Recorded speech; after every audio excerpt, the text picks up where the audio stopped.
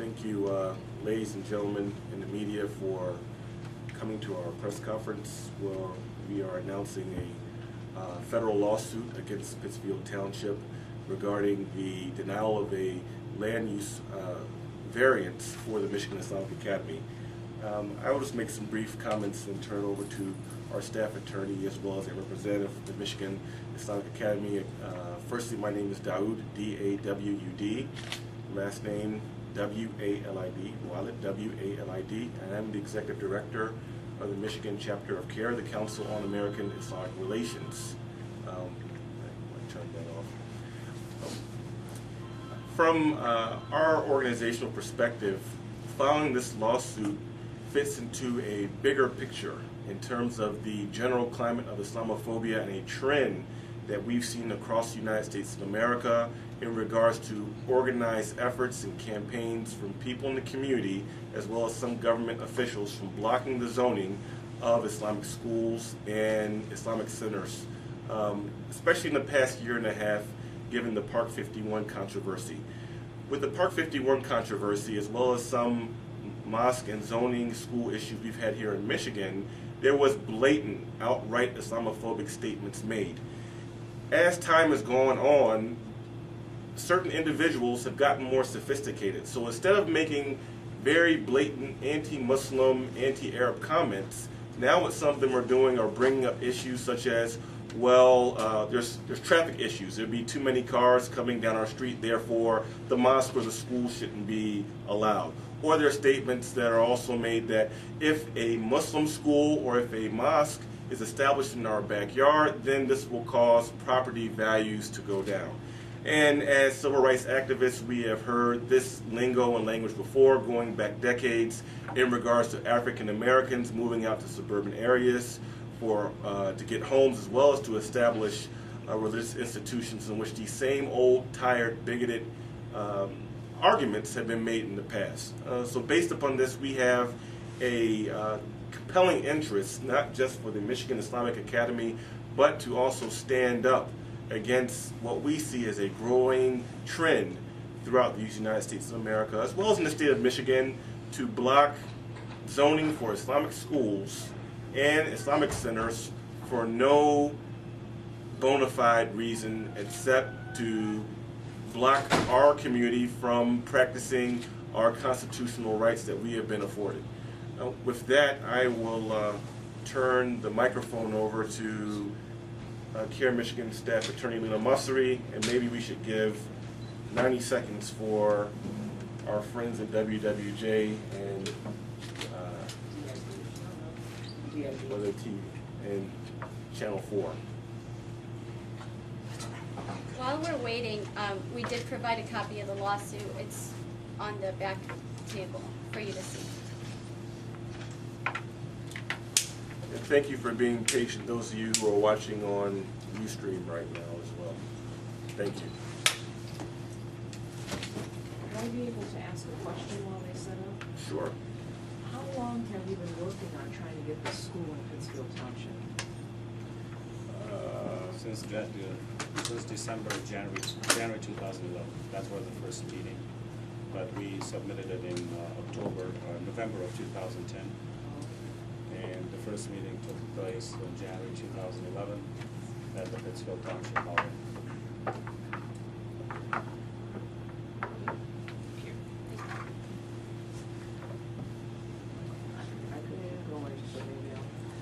When you first approached about this idea, did you feel any resistance at that time? Why don't we stop and let her make a comment and then she can finish.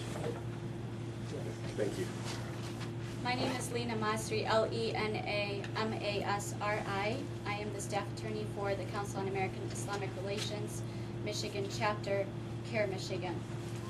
Earlier today, our office filed a lawsuit on behalf of Michigan Islamic Academy, an Islamic school that was recently denied its constitutional right to operate in Pittsfield Township. MIA has not only met all requirements and demonstrated that it's a qualified applicant, but MIA has gone above and beyond the call of duty and exceeded those requirements. As a result, the township has fabricated reasons that were not justified or based on any objective evidence, and denied MIA its right to build an Islamic school. The bigotry behind the township's motivations to deny MIA its constitutional right to operate are reflected by statements by a planning commissioner concerning decline in neighboring property values if an Islamic school were to be built in the area, as well as a statement by a member of the Board of Trustees to an MIA representative that the reasons why MIA was experiencing hostility and opposition was because of the Islamic character of the school. MIA was willing to do whatever it can to address any conceivable concerns put forward by the township. However, the fact that the school is Islamic in character is not a concern that MIA is able to address.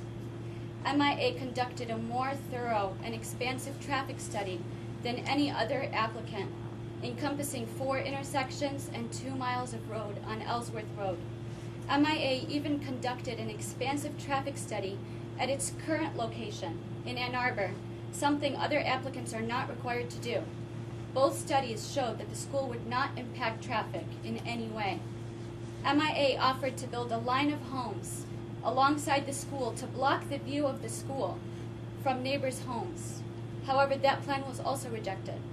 It was apparent that no matter how qualified of an applicant MIA is, and whatever requirements MIA met, the township had already made up its mind to deny MIA's application to build a school. The township has not provided any compelling government interest to deny MIA its constitutional right to operate, a requirement under the Religious Land Use and Institutionalized Persons Act, also known as RLUIPA. Thank you.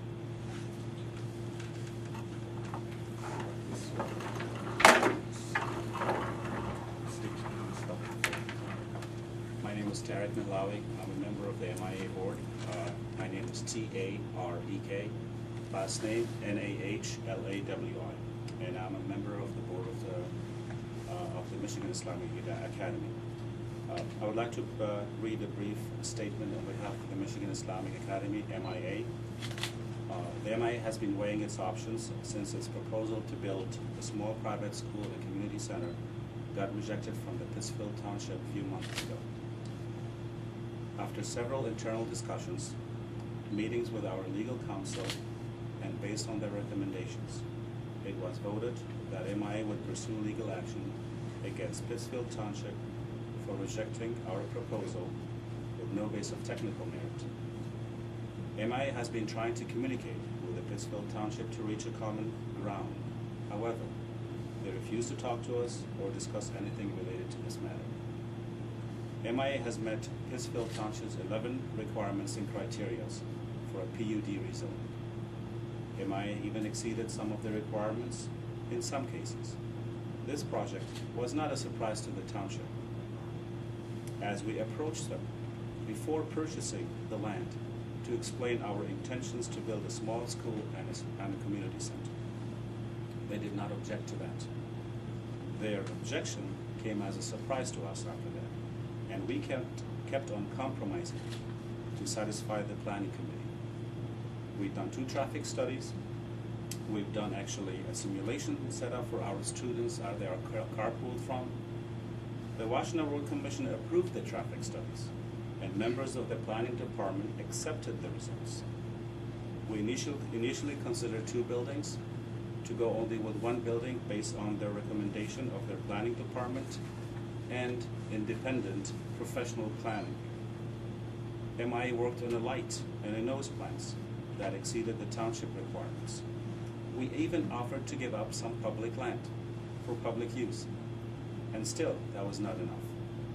We even suggested to build homes in the back.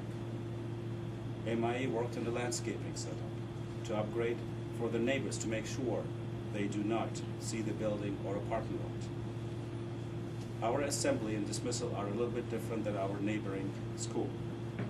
MIA has opened its current location to the neighbors to meet with the staff, students, and families, and lunch was served. We even sent several requests to the neighbors to discuss if they have any concerns. We looked at the geographical locations of K-12 schools around, and most of them are located in residential areas and among neighbors. schools are built among communities. Every time they tried to raise the bar with their demands, we actually surpassed it. At the end, they were out of bars, so they rejected the rezoning. One of the sad challenges for the MIA administration, our administration, was to answer for our children at the MIA school. Why their request for a school, for a new school, was denied. A second grader asked me why the township would not be fair to us. The disappointment in all of this is that our students, our children, are the ones losing in all of this. MIA students still have a dream about a school with more room. MIA once had a dream, but the township has made it a nightmare for our students and their families. We continue to hope and strive to resolve this issue. Thank you.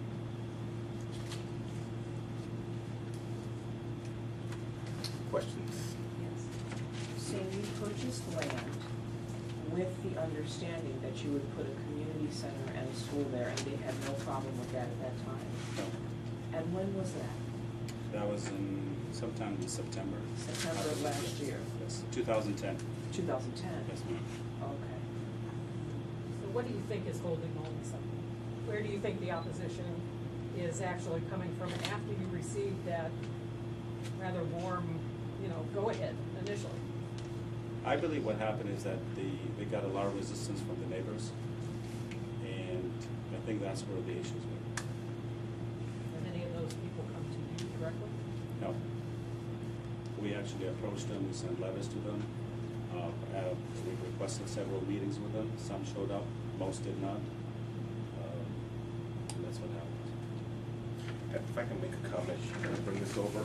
Because I went to one of the public meetings, which was jam-packed in Pittsfield Township, and there were some people there of various ethnicities that spoke about Pittsfield Township, and there were some comments that were made that said, well, we're not a racist community, we have a lot of different ethnic groups. There were people of color who were there who spoke on behalf of MIA. However, we're not saying this is an issue of race. This is a religious issue, and it's not that everyone there is of one particular race that the Michigan Islamic Academy, in my opinion, has gotten this, but it's based upon the clear statement that was made to Tariq that the Islamic character of the school. So it's not necessarily an issue of race, is that you have a group of people in the community who maybe are from different ethnicities, but they're not Muslims, and they voice their concerns based upon the quote-unquote Islamic character of the institution. So it's basically because the people who will use the school and the community center are largely Muslim? I'm saying today that if this school was a Lutheran school or a Jewish school, that the amount of opposition that came out about it would not have taken place. That's exactly what we're saying right now. Where can you go from here? We filed a lawsuit in court. Beyond that, is there anything else you can do? The federal district court has the authority to reverse the decision of Pittsfield Township and allow the construction of the school to go forward. Do you still want to build there after all this? We're actually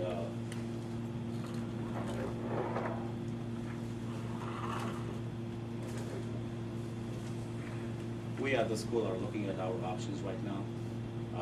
We have a dire need for our school. Currently, our school is not in good shape.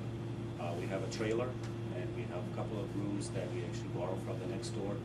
So we have to find resolutions for this, for our school. We don't have a gym, we don't have a lunchroom, we don't have a good library, we don't have a good science, and we are K-12, but we are a private school. So we have to make, the proper thing for our children, for our future. And you're on the property now. And we are on actually Plymouth Road in Ann Arbor. So what happens if you decide that this is all too much and you want to go somewhere where you're actually welcome? Can you give up the property at this point, or? Well, we purchased the property. Yeah, I know, that's And what I'm they took your saying. money. I mean, we pay close to about probably 400,000, maybe 450, 500 almost, something like that, in that nature. I mean, we've invested in this property. If I- go ahead, I'm sorry. The fact is that the decision of the township to deny the MIA to construct its school, it's imposed a substantial burden on the community. They are in need of that property in order to expand and to provide proper Islamic instruction for their students. And let me say this as well.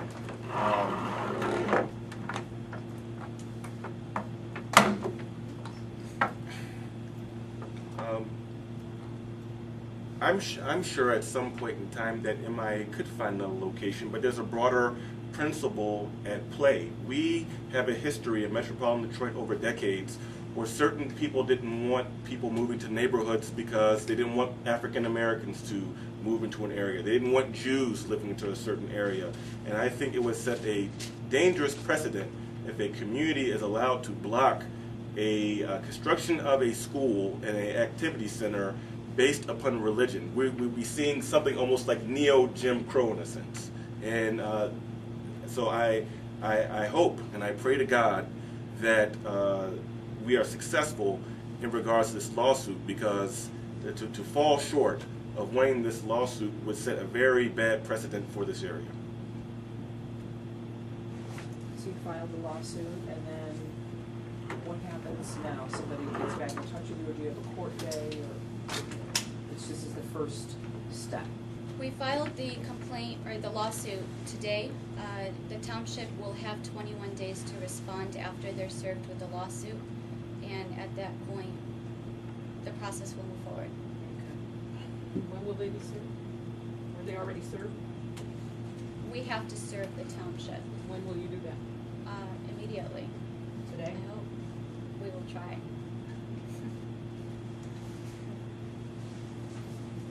And where exactly is the construction site located?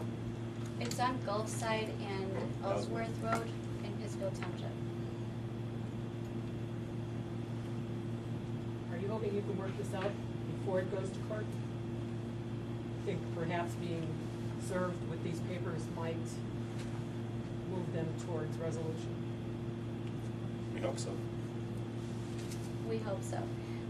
We did not want to resort to litigation, and in fact, our MIA has tried for over a year to try to come to a resolution with the township regarding this particular issue. And given that the township has not been open to compromising in any way or even discussing this project with the community in a reasonable manner, we were forced to resort to litigation. So that's where we are. But this step might actually move them off. It might make them take you a little more seriously. It's possible. We have actually looked into having some other offices in the Ann Arbor area to communicate with the township to see if we can resolve this even after their board of trustees issued the rejection. They just didn't seem interested. It's So amazing what a court's.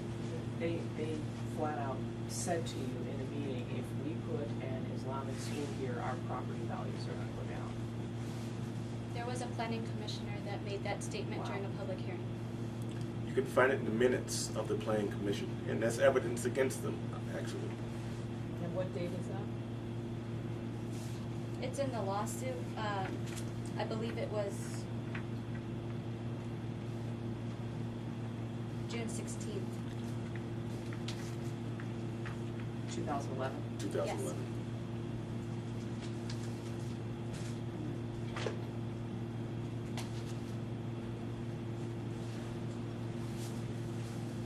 Where's your current school? It's actually on Plymouth Road in Ann Arbor, next to the EPA, 2301 Plymouth Oh, Road, okay. next to the University of Michigan. So, used to be a law school? Law school used to be? No. Tom Mine has law school. Oh, that's actually east of us.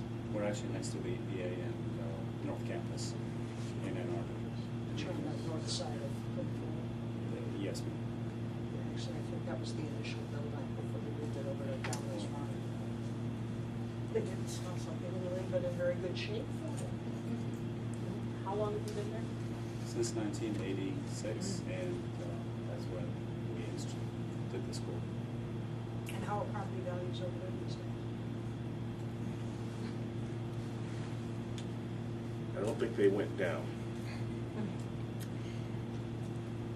And when did you buy the new property? We bought it in September, I believe, 2010. How large is that property? 26.97 acres.